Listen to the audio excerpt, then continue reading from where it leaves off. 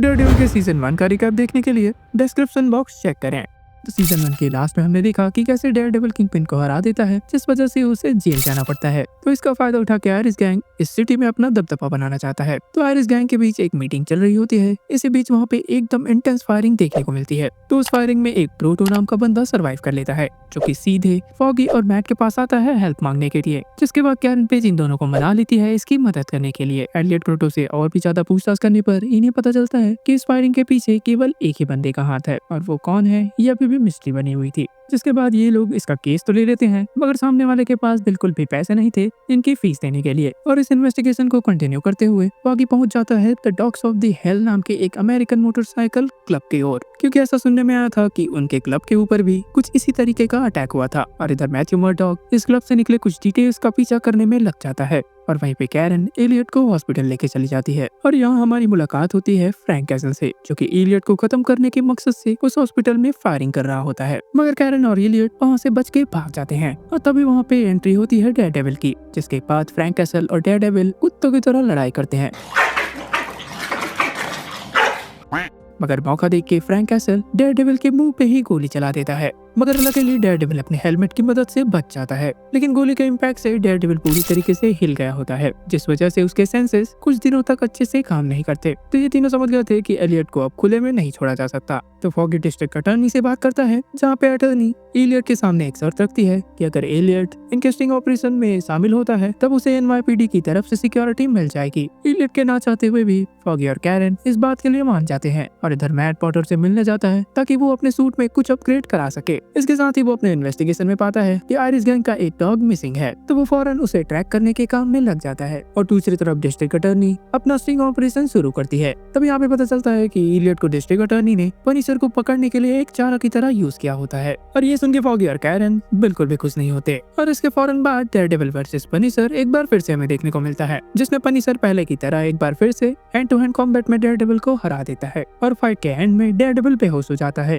और जब उसकी आंखें खुलती है तब वो अपने आप को एक दीवार से बंधा हुआ पाता है। अब फ्रैंक कैसल डेयरडेविल के सामने होता है, और उसने डेयरडेविल को इसलिए जिंदा रखा होता है क्योंकि फ्रैंक कैसल को लगता था कि डेयरडेविल एक अच्छा बंदा है। तभी फ्रैंक कैसल कहता है कि उसे लोगों को मारने में बिल्कुल मजा नहीं आता। वो ऐसा इसलिए कर रहा था क्योंकि उसके अकॉर्डिंग बुरे लोगों को जीने का कोई हक नहीं। ये फ्रैंक कैसल डेयरडेविल को एक गन देता है और उसे दो चॉइस देता है, या तो वो ग्रोटो को मार दे जिसने बहुत सारे इनोसेंट्स की जान ली थी, या तो वो पनिशर को मार दे। और अगर वो दोनों में से किसी एक को नहीं मारेगा तो पनिशर खुद ही ग्रोटो को मार देगा। तभी मैट उस गन से अपनी चेन को शूट करता है, जिससे वो चेन से तो आजाद हो जाता है, मगर इतना वक्त पनिशर को ग्रोटो को मारने के लिए काफी था। जिसके बाद एक बार फिर से उन दोनों के बीच एक तगड़ी फाइट होती है। तभी डेयरडेविल रियलाइज करता है कि ग्रोटो अभी भी मरा नहीं है, तो वो उसके पास जाता है उसकी मदद करने के लिए। और दूसरी तरफ Punisher dogs of the hell gang पे ग्रेनेड लॉन्च कर देता है, जिसके बाद डेयरडेविल पनिशर को सप्रेस करने में कामयाब रहता है। मगर अब dogs of the hell gang के लोग डेयरडेविल पे अटैक कर देते हैं, और ये मोमेंट सीजन 2 का सबसे बेस्ट मोमेंट था मेरे लिए, जिसमें एक बार फिर से डेयरडेविल हॉलवे में होता है और उसके सामने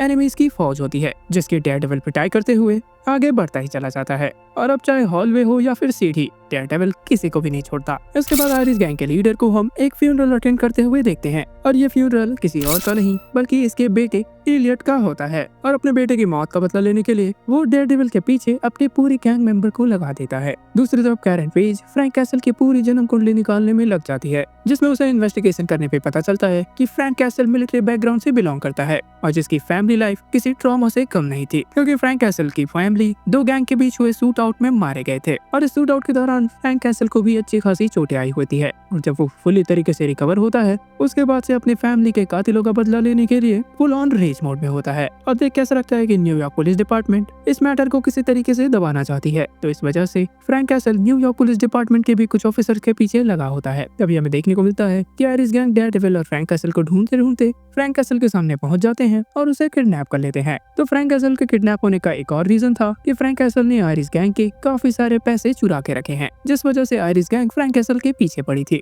और इसके बाद शुरू होता है टॉर्चर का ब्रूटल गेम, जिसमें आयरिस गैंग अपनी एड़ी चोटी को जोर लगा देते हैं फ्रैंक कैसल से पैसे का लोकेशन निकलवाने के लिए। तो फ्रैंक कैसल को मुंह न खोलते हुए देख के आयरिस गैंग फ्रैंक कैसल की सबसे प्यारा चीज उसके कुत्ते को सामने लाती है, जिसे देख के फ्रैंक कैसल उस पैसों की लोकेशन को बता देता है। लेटर आगे हमें पता चलता है कि ये सब चीजें फ्रैंक कैसल ने पहले ही प्लान करके रखी है, जिस वजह से जैसे ही आयरिस गैंग के लोग उस पैसे तक पहुंचते हैं, उन्हें पैसे तो मिलते हैं मगर पैसे के साथ साथ एक धमाका भी मिलता है जिसमें वो लोग बिल्कुल भी सर्वाइव नहीं कर पाते। तो at the and Frank castle ने अपने आप को किडनैप होने दिया क्योंकि वो आयरिस गैंग के बचे हुए मेंबर्स को भी खत्म करना चाहता था। तभी फ्रैंक कैसल वहाँ पे मौजूद बाकी आयरिस मेंबर्स पे भी अटैक कर देता है। इसके साथ ही डेयरडेविल भी वहाँ पे पहुँच जाता है और इतना घायल होने के बाद भी फ्रैंक कैसल के फाइटिंग स्टाइल में बिल्कुल भी कमी नहीं देखी जा सकती। और जिसके बाद वो दोनों जैसे ही उस हाइड आउट से निकल के एक शांत जगह पे जाके बैठते हैं, तब फ्रैंक कैसल अपनी फैमिली के बारे में डेयरडेविल को बताता है। तभी डेयरडेविल फ्रैंक कैसल को पुलिस के हवाले कर देता है और अपने दोस्तों के साथ आके सेलिब्रेट करता है।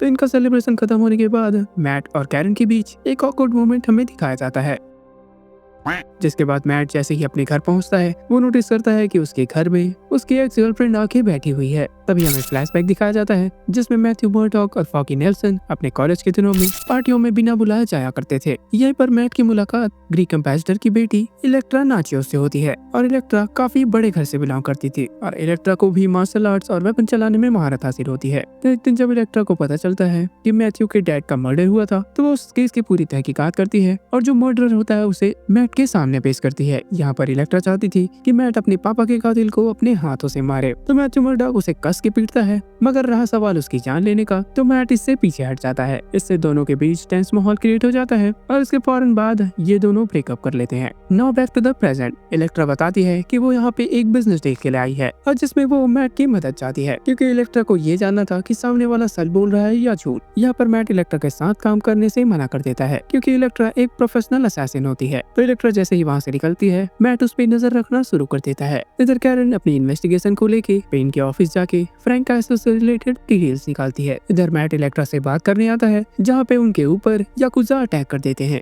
इलेक्ट्रा को अच्छे से पता था कि मैट उसे बचाने जरूर आएगा, तो याकुजा की कस की पिटाई करने के बाद ये दोनों एक डाइनर में बैठ के डिस्कस कर रहे होते हैं। तभी इलेक्ट्रा कहती है कि ये लोग कुछ बहुत ही बड़ा प्लान कर रहे हैं, जिस वजह से इलेक्ट्रा इन्हें रोकने आई है। तो इलेक्ट्रा एक बार फिर से मैट को अपने साथ काम करने के लिए मनाती है। वो आगे ये भी कहती है कि काम होते ही वो ये सिटी छोड़ के चली जाएगी, जिस पर मैट भी राजी हो जाता है। दूसरी तरफ पनीसर का केस अब कोर्ट में हियरिंग के लिए जाने वाला होता है और यहीं पे हमें पता चलता है कि पनीसर का केस एक पब्लिक डिफेंडर को मिलता है और देखा जाए तो उसे लॉ का एल भी नहीं पता। तो यहाँ पे मैट की टीम से कहता है कि केस लड़ने के बाद फ्रैंक को मार दिया जाएगा और ये बात सुन के मैट काफी सरप्राइज हो जाता है। तो फॉगी, मैट और कैरन को ये चीज बिल्कुल भी पसंद नहीं आती, जिस वजह से वो फ्रैंक की फाइल उस लॉयर को नहीं देते और वो डिसाइड करते हैं कि फ्रैंक का केस वो लोग खुद लड़ेंगे। इसके बाद इलेक्ट्रा और मैट एक पार्टी में जाते हैं और यहाँ पर इनका मेन मोटिव एक आदमी से की कार्ड लेना होता है। मैट किसी तरीके से वो की कार्ड लेने में सक्सेसफुल हो जाता है, मगर सैडली वहाँ पे उन दोनों को कुछ भी नहीं मिलता। इसके बाद वो दोनों बाल बाल बचते हैं वहाँ पे पकड़े जाने से। इधर फॉगी और कैरन फ्रैंक कैसल से हॉस्पिटल में ले जाते हैं।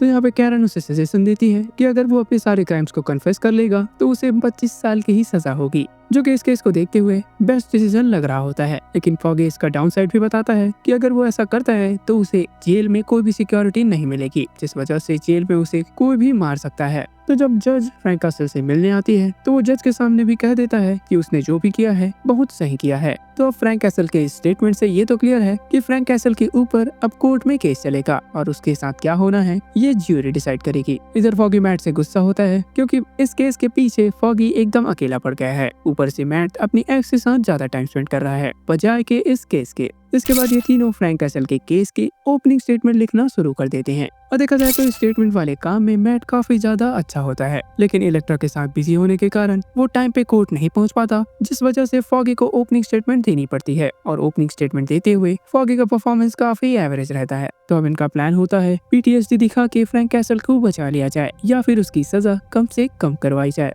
तो यहीं पे फॉगी एक्सप्लेनेशन देता है कि फ्रैंक कैसल ने अपने परिवार को खोया है, जस्टिस नहीं मिलने के कारण किसी भी आदमी का खून खौल सकता है। इसके बाद उस डॉक्टर को कोर्ट में बुलाया जाता है जिसने मरे हुए 2 गैंग मेंबर्स का पोस्टमार्टम किया था और वो ये कन्फेस करता है कि उसने इस पोस्टमार्टम रिपोर्ट को बनाते हुए उस रिपोर्ट में बहुत सारी छेड़खानी की थी। तो वो आदमी आगे ये भी कहता है कि एक लड़की ने उसे एक रात पहले टॉर्चर करके ये स्टेटमेंट देने पे मजबूर किया था और इतना सुनने के बाद कोर्ट उस आदमी की गवाही रिजेक्ट कर देती है। और ये गवाही सुनने के बाद मैट और फॉगी को अंदाजा हो गया था कि आखिर वो लड़की कौन है, जिस वजह से मैट और फॉगी के बीच कहासुनी भी हो जाती है। इसके बाद मैट सीधे इलेक्ट्रा के पास आता है और उसे इस केस से दूर रहने के लिए कहता है। जिसके बाद इलेक्ट्रा के साथ मैट एक बिल्डिंग में जाता है और ये वही बिल्डिंग होती है जो कि पिछले सीजन में नोबू को चाहिए थी। और जब वो दोनों उस बिल्डिंग के अंदर जाते हैं वो देखते हैं कि उस बिल्डिंग में बहुत ही बड़ा गड्ढा बना हुआ है। इससे पहले कि वो उस गड्ढे के बारे में कुछ जान पाते वहाँ पे बहुत सारे निंजा आके उनसे लड़ने लग जाते हैं। अब क्योंकि सामने वाले निंजास थे इसलिए वो अपने हार्ट बीट को अपने कंट्रोल में कर सकते थे और ये रीजन होता है कि मैट उन सबको डिटेक्ट नहीं कर पाता और इस लड़ाई में वो धीरे धीरे हारने लगता है। मगर तभी स्टिक वहाँ पे आ जाता है और मैट और इलेक्ट्रा को बचा लेता है। तो निंजास ने इलेक्ट्रा की हालत काफी पतली कर दी है जिस वजह से इलेक्ट्रा काफी ज्यादा इंजर्ड दिखाई दे रही होती है और पॉइजनस ब्लेड होने के कारण अगर जल्दी कुछ न किया जाए तो इलेक्ट्रा मर भी सकती है। जिसके बाद स्टिक इलेक्ट्रा के लिए कुछ दवाई बनाता है। इसी बीच स्टिक मैट से कहता है कि तुमसे भी पहले इलेक्ट्रा मेरी स्टूडेंट थी और स्टिक ही वो शख्स होता है जिसने इलेक्ट्रा को भी ट्रेन किया था। जिसके बाद मैट स्टिक से उस निंजास के बारे में पूछता है और ये भी पूछता है कि आखिर ये दी हैंड ग्रुप क्या है। तो स्टिक उसे एक्यूरेट जवाब नहीं देता, वो बस कहता है कि ये बैटल है दी गुड वर्सेस इविल की। जिस बात से मैट चिढ़ जाता है क्योंकि इन फालतू के कामों के चक्कर में वो उधर केस को भी मिस कर रहा होता है। इधर फॉगी काफी अच्छी तरीके से केस को संभाल रहा होता है। तो वो कोर्ट में हियरिंग के दौरान फ्रैंक कैसल के सीनियर जनरल को एक स्टेटमेंट के लिए बुलाता है जिस पर वो जनरल कहता है कि फ्रैंक कैसल एक बहुत ही अच्छा मरीन था। उधर कैरन को लग रहा होता है कि मैट की तबीयत खराब है इसीलिए वो केस में शामिल नहीं हो पा रहा था। तो जब कैरन मैट से मिलने आती है तब वो इलेक्ट्रा को उसके बेड में देख के काफी ज्यादा शॉक हो जाती है। जिसके बाद से कैरन मैट से दूर दूर रहने लग जाती है। इसी बीच एक पुलिस वाला फ्रैंक कैसल के सामने कुछ बड़बड़ाने लगता है जिसे सुन के फ्रैंक पूरी तरीके से पागल हो जाता है और पूरे मर्डर्स और क्राइम्स को एक्सेप्ट कर लेता है। जिसके बाद ये लोग केस हार जाते हैं और फॉगी इसके लिए मैट को जिम्मेदार ठहराता है। इतना ही नहीं वो ये लॉ फर्म भी छोड़ने की बात करता है। वही कहा तो इसने पिछले सीजन में भी था। तो ये केस हारने के बाद मैट भी काफी ज्यादा डिप्रेशन में होता है जिस वजह से वो अपनी मनपसंद स्त्री के पास जाता है यानी इलेक्ट्रा के पास। तो इलेक्ट्रा के साथ उसका सीन सेट ही होने वाला होता है कि इतने में उस पे निंजा एक बार फिर से अटैक कर देते हैं।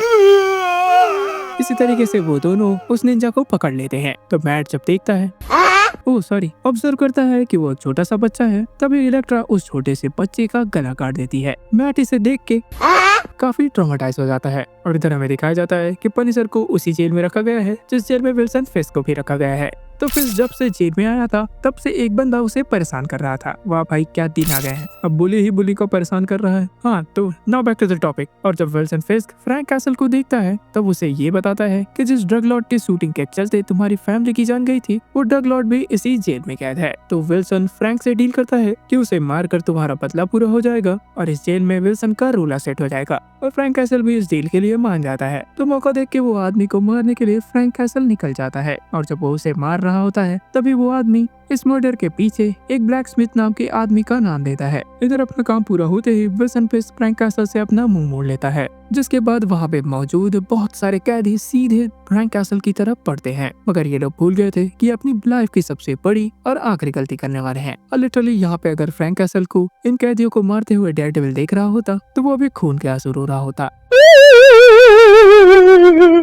तो फ्रैंक कैसल उन लोगों को काफी ब्रूटल तरीके से मौत के घाट उतारता है। तो मौत का रंग का राज खत्म होता है जिसके बाद फ्रैंक कैसल सीधे विल्सन फिस्क के पास जाता है। तो विल्सन फिस्क उसे कहता है कि वो यहाँ से उसे बाहर निकालेगा क्योंकि विल्सन फिस्क जानता था कि ये जब तक बाहर रहेगा वो बाहर की गैंग्स को पूरी तरीके से साफ कर देगा। मगर फ्रैंक विल्सन को वार्निंग देता है कि वो जैसे ही यहाँ से बाहर निकलेगा वो विल्सन को भी मार देगा। जिसके बाद विल्सन अपनी पहुंच का फायदा उठा के पनिशर को जेल से बाहर भिजवा देता है। इधर कैरन एक बार फिर से फ्रैंक कैसल के केस पे काम कर रही होती है। तो वो बेन के साथ मिलके उस दिन के न्यूज़पेपर देख रही होती है जिस दिन फ्रैंक कैसल की फैमिली की मौत हुई थी। तब वो नोटिस करते हैं कि उस दिन एक पुलिस वाले की भी जान गई थी जिससे वो समझ जाती है कि ये दो गैंग के बीच कोई गोलीबारी नहीं थी बल्कि एक स्टिंग ऑपरेशन था और यही रीजन था कि एनवाईपीडी इस केस को दबाने की कोशिश कर रही होती है। और इधर डेयरडेविल दी हैंड ग्रुप का पीछा करते हुए उनके हाइड आउट तक भी पहुंच जाता है जहाँ पे वो देखता है कि बहुत सारी खून की पाइपें एक अजीब से बक्से की तरफ जा रही होती है। इसी बीच डेयरडेविल पे कुछ निंजा फिर से अटैक कर देते हैं। अरे बस कर भाई, अब पागल कर दिया। थोड़ी देर फाइट करने के बाद डेयरडेविल को पता चलता है कि वो निंजा और कोई नहीं बल्कि नोबू है।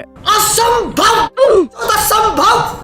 और ये वही नोबू है जिसे हमने पिछले सीजन में आग में जलते हुए देखा था। तो डेयरडेविल वहाँ का मामला सॉर्ट आउट करके वहाँ पे मौजूद किडनैप्ड बच्चों को अपने पुलिस वाले दोस्त के हवाले कर देता है। और जब बाकियों को पता चलता है कि फ्रैंक कैसल जेल से फरार है तो ऑफिसर रेस की हालत काफी पतली हो जाती है। और ऑफिसर रेस यहाँ पे फॉगी, कैरन और मैट के सामने फ्रैंक कैसल की फैमिली के मर्डर वाले दिन की कहानी बक देती है। वो आगे ये भी बताती है कि वो स्टिंग ऑपरेशन ऑफिसर रेस के ही निगरानी में हुआ था और इस स्टिंग ऑपरेशन के बीच पनिशर की वाइफ और उसकी बच्ची मारी गई। तो अब ऑफिसर रेस चाहती है कि ये तीनों पनिशर से बात करें और कुछ बीच का रास्ता निकाले। सो सैड, इसे पता नहीं था कि मौत इसे ढूंढते हुए इसी के पास आ रही है। और तभी हम देखते हैं कि ऑफिसर रेस की खिड़की से कोई गोली चला देता है, जिस वजह से ऑफिसर रेस को तो गोली लगती ही है, साथ ही साथ एक गोली फॉगी के हाथ में भी लग जाती है और यहाँ ऑफिसर रेस का गेम ओवर हो जाता है। तो मैट को अच्छे से पता होता है कि फ्रैंक कैसल को जेल से निकालने में फिस्क ही उसकी मदद कर सकता है, जिस वजह से वो फिस्क से मिलने चाहता है और यहाँ पे फिस्क से रिवील कर देता है कि उसी ने फ्रैंक कैसल की मदद की है जेल से निकलने के लिए। अब यहाँ पर मैट विल्सन फिस्क को उकसा रहा होता है, जिस वजह से किंगपिन अपनी हथकड़ी को निकाल के उसकी धुलाई कर देता है। इधर फ्रैंक कैसल कैरन से मिलने आया होता है और उसे बताता है कि वो किलर नहीं है। तभी उन दोनों पे अचानक से गोलियां चलने लग जाती है और इधर हॉस्पिटल में जिन बच्चों को डेयरडेविल ने बचाया होता है उनको ले जाने के लिए वहाँ पे निंजास भी आ जाते हैं और वो बच्चे भी उनके कंट्रोल में होते हैं जो कि उनके साथ ही जाना चाहते थे, मगर लकीली वहाँ पे डेयरडेविल आके उनको बचा लेता है। तो उस फाइट में जो निंजास वहाँ पे मर जाते हैं तो उनकी बॉडीज को हॉस्पिटल वाले जब पोस्टमार्टम के लिए ले जाते हैं तब उन्हें देख के ये शौक लगता है कि इनकी बॉडी का पोस्टमार्टम पहले ही हो चुका है। ऐसा लग रहा था मानो उन्हें मरने के बाद एक बार फिर से जिंदा किया गया है और हॉस्पिटल वाले इस बात को कवर अप करने की कोशिश करते हैं, जिस वजह से क्लेयर अपना जॉब छोड़ देती है। और दूसरी तरफ फ्रैंक कैसल ब्लैकस्मिथ तक पहुंच चुका होता है और फ्रैंक उसे मार नहीं वाला होता है कि इतने में डेयरडेविल वहां पहुंचता है और उसे मारने से रोक देता है। और इधर इलेक्ट्रा भी अपना मिशन कंप्लीट होने के बाद कंट्री छोड़ के जा रही होती है। तभी उसकी मुलाकात स्टिक के भेजे हुए एक आदमी से होती है और वो आदमी वहाँ पे इलेक्ट्रा को मारने वाला होता है। उससे बचने के बाद इलेक्ट्रा डिसाइड करती है कि वो अब स्टिक को मारने जाएगी और वो जैसे ही स्टिक को मारने जाती है उन दोनों के बीच भी हमें एक लड़ाई देखने को भी है, मगर वो एक दूसरे को मार नहीं पाते। पता है क्यों? क्योंकि इस शो का नाम डेयरडेविल है। एक बार फिर से डेयरडेविल उनके बीच आ जाता है और उन्हें रोक देता है। इतनी बार रोकेगा भाई, बस कर। तभी वहाँ पे दी हैंड के निंजास पहुंच जाते हैं और इलेक्ट्रा और मैट की पिटाई करके वहाँ से स्टिक को उठा ले जाते हैं। तो हमें दिखाया जाता है कि पुलिस वालों के लिए अब फ्रैंक कैसल मर चुका है, लेकिन कैरन अपनी इन्वेस्टिगेशन जारी रखती है और इसके ऊपर एक स्टोरी लिखना चाहती है और इसी सिलसिले में वो उस कर्नल से मिलने जाती है जहाँ पे उसे पता चलता है कि असली ब्लैकस्मिथ वो कर्नल था। तो कैरन को अपना सच बताने के बाद वो कर्नल कैरन को मारने के लिए एक जंगल में लेके जाता है, बट लकीली वहाँ पे फ्रैंक कैसल पहुंच जाता है और अपनी कर्नल की खोपड़ी खोल देता है। भाई डेयरडेविल सीख कुछ इससे। इधर डेयरडेविल स्टिक को बचा लेता है, मगर इलेक्ट्रा अब भी स्टिक को मारना चाहती है। तभी वहाँ पे नोबू पहुंच जाता है और नोबू रिवील करता है कि इलेक्ट्रा ही ब्लैक स्काई है, जिस वजह से नोबू चाहता है कि दी हैंड की लीडर अब इलेक्ट्रा बने, मगर इलेक्ट्रा ऐसा नहीं करती और वो डेयरडेविल का साथ देके वहाँ से निकलने की कोशिश करती है। मगर इधर दी हैंड ग्रुप काफी क्लेवर था, जिसने डेयरडेविल के जितने भी क्लोजेस्ट मेंबर थे उन सबको किडनैप करवा लिया था। एक बार फिर से मैट उन सबको बचा लेता है तो नोबू अपने पूरे निंजा ग्रुप के साथ डेयरडेविल पे अटैक करता है। इसी बीच डेयरडेविल को बचाते हुए इलेक्ट्रा मारी जाती है, जिसके बाद Daredevil full on raise mode में आके उन निंजास से फाइट करता है, जिसपे उसकी मदद फ्रैंक कैसल भी कर रहा होता है। और इस फाइट में एट द एंड डेयरडेविल नोबू को उस छत से नीचे गिरा देता है, मगर नोबू अब भी मरा नहीं होता, जिस वजह से वहाँ पे मौजूद स्टिक उसका गला काट देता है। और ये सब मामला खत्म होने के बाद मैट और स्टिक दोनों इलेक्ट्रा के फ्यूनरल में जाते हैं और फाइनली मैट भी कैरन के सामने एक्सेप्ट कर लेता है कि वही डेयरडेविल है। तो इस सीरीज के एंडिंग में हमें दिखाया जाता है कि दी हैंड के मेंबर्स ने इलेक्ट्रा की बॉडी चुरा के उसे एक पॉड में डाल दिया है। तो दी हैंड इलेक्ट्रा की डेड बॉडी के साथ क्या करना चाहता है ये जानने के लिए देखते रहिए दी सुपर हीरो स्टेशन। तो आई होप आपको ये वीडियो पसंद आया होगा। तो अगर पसंद आया तो हमारे चैनल दी सुपर हीरो स्टेशन को सब्सक्राइब करें और इस वीडियो को लाइक करें। मैं जल्द ही आपके लिए डेयरडेविल का सीजन 3 का भी रिकैप लाने वाला हूँ, तो जिसे आप मिस नहीं करना चाहते तो इस चैनल को सब्सक्राइब करने के बाद नोटिफिकेशन बेल भी दबाना ना भूले। तो गाइस इस वीडियो के लिए इतना ही। मैं हूँ आपका होस्ट और दोस्त Nikhil Yadav and signing off.